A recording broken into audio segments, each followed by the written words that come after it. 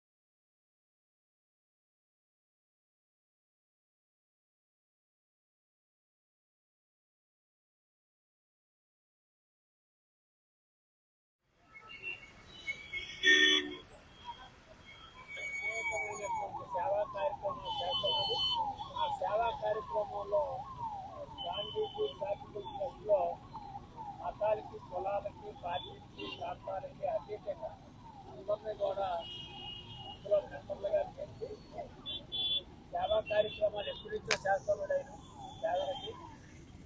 మహాత్మా గాంధీ తాలూకా విగ్రహాన్ని పాతకాలంలో ఏర్పాటు చేయాలని గత 6 సంవత్సరాల బట్టి కూడా ఆయన ప్రయత్నం చేస్తున్నారు.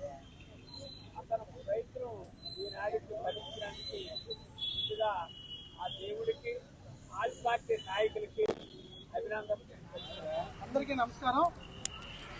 గత 6 సంవత్సరాల నుంచి మహాత్మా గాంధీ అనుమతుల గురించి ఈరోజు మన ఎమ్మెల్యే గారు తిరుపతి నాగిరెడ్డి గారి సహకారంతో ఈరోజు గాజువాక జంక్షన్ లో మహాత్మా గాంధీ విగ్రహం ఏర్పాటు చేయడం ఈ యొక్క ముఖ్య అతిథులుగా మన ఎమ్మెల్యే గారు నాగిరెడ్డి గారు ఓపెన్ చేయడం జరిగింది. ఇదే విధంగా మన మాజీ శాసనసభ్యులు గురుమూర్తి రెడ్డి గారు, మన బీజేపీ గాజువాక కన్వీనర్ కేఎన్ఆర్ గారు మరియు ఆ రాజకీయ లక్ష్యంగా ప్రతి ఒక్కరిని ఇన్వైట్ చేయడం జరిగింది. మాకు సహకరించిన మన శాసనసభ్యులు నాగిరెడ్డి గారికి మరి ముఖ్యంగా ఏంటంటే మరి దేవనన్న గారు మరి ఫుల్ సహకరించడం జరిగింది. మిగతా రాజకీయ లక్ష్యంగా మరి కేఎన్ఆర్ గారు, పల్లవసేన గారు మరియు అందరూ సహకరించారు. గత 6 సంవత్సరాల నుంచి మా మిత్రులు శ్రేయభిలాషులు అందరూ చాలా విధంగా మాకు సహకరించారు. సార్, అదే విధంగా ఇప్పుడు ఈ పోరాటంలో మీరు గాంధీ విగ్రహం ఈరోజు మనం చూడగలం. గాజువాక మెయిన్ జంక్షన్లో గాంధీ విగ్రహం పెట్టడానికి మెయిన్ కారణం ఒక యువకుడు. ముఖ్యంగా చాలామంది విగ్రహాలు పెట్టడానికి తన సొంత నియోజకవర్గంలో అయితే సొంత వాళ్ళు పెట్టుకుని ప్రయత్నిస్తారు. కానీ గాంధీ గారి విగ్రహాన్ని పెట్టి సమాజానికి అతని యొక్క చేసిన ప్రతి ఒక్క అనుభవాన్ని, సేవను భావితరాలకు ఉపయోగించాలని అతను ఒక మంచి దృక్పథంతో ముందుకు వెళ్ళారు. అది సక్సెస్ అయ్యారు.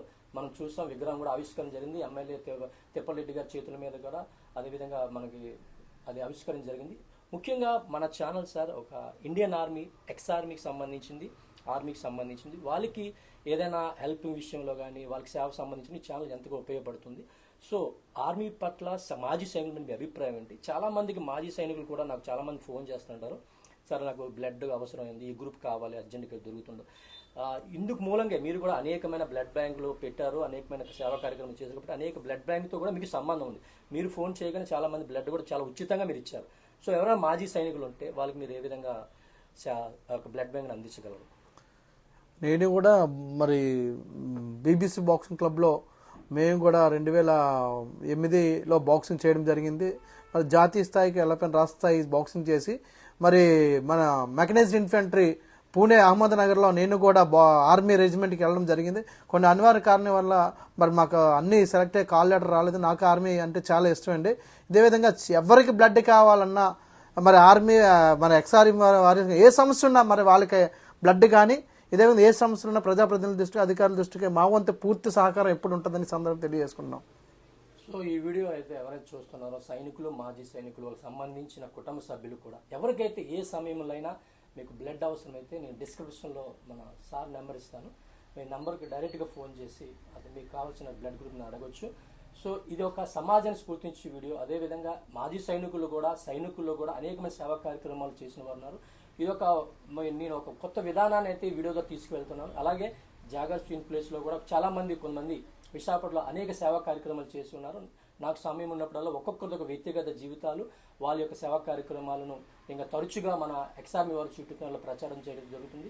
ఎవరైతే ఈ ఛానల్ మొట్టమొదటి చూస్తున్నారో లైక్ చేయండి, షేర్ చేయండి, సబ్స్క్రైబ్ చేయండి. ముందుగా నేను పదే చెప్తున్నాను, ఇది ఒక కమర్షియల్ ఛానల్ కాదు, ఇది ఒక సర్వీస్ ఛానల్.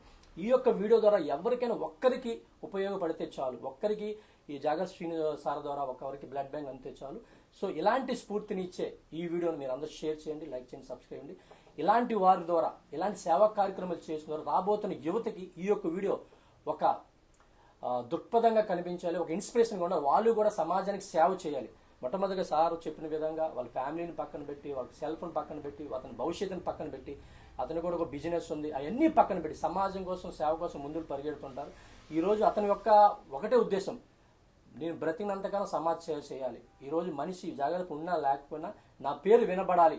సమాజ సేవ చేస్తున్నప్పుడు పలానా వ్యక్తి సేవ చేస్తున్న దానికోసం ఆశపడతారు. కానీ అతను ఏ విధంగా సెల్ఫ్ విషయంలో కానీ, ధనం విషయంలో కానీ, డబ్బు విషయంలో ఏది ఆశపడ్డాడు, సమాజానికి నేను ఏదో చేయాలని ఆశపడతాను. అలాంటి వీడియోలు ఒక ఇన్స్పిరేషన్ ఉంటాయి కాబట్టి నేను ఇలాంటి వీడియోలు పెడుతుంటాను.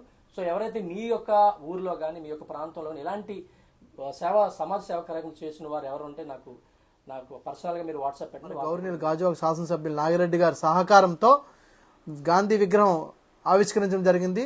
రాజకీయాలు అత్యధికంగా ఈ యొక్క మహాత్మా గాంధీ విగ్రహానికి మరి మాజీ శాసనసభ్యులు పల్లా శ్రీనివాసరావు గారు మరియు మాజీ శాసనసభ్యులు పెందుర్తి గురుమూర్తి రెడ్డి గారు మరియు మాజీ శాసనసభ్యులు చింతలపూడి వెంకటరామయ్య గారు, మరి జనసేన పార్టీ నాయకులు కోన తాతారావు గారు, మరి బీజేపీ గాజువాక సమన్వయకర్త మరి కేఎన్ఆర్ గారు, ఇదే విధంగా మరి సిపిఎం పార్టీ నాయకులు సిపిఐ ఏజే స్టాలిన్ గారు, మరి సిపిఎం పార్టీ రాంబాబు గారు, మరియు తిప్పల దేవన్ రెడ్డి గారు అన్నయ్య గారు మరి సహకరించారు. ఇదే విధంగా మరి ఉరుకుడు చందనియ, మరి గుడివాడ లతీష్ గారు, ఏమైనా పేర్లు మర్చిపోతే క్షమించండి.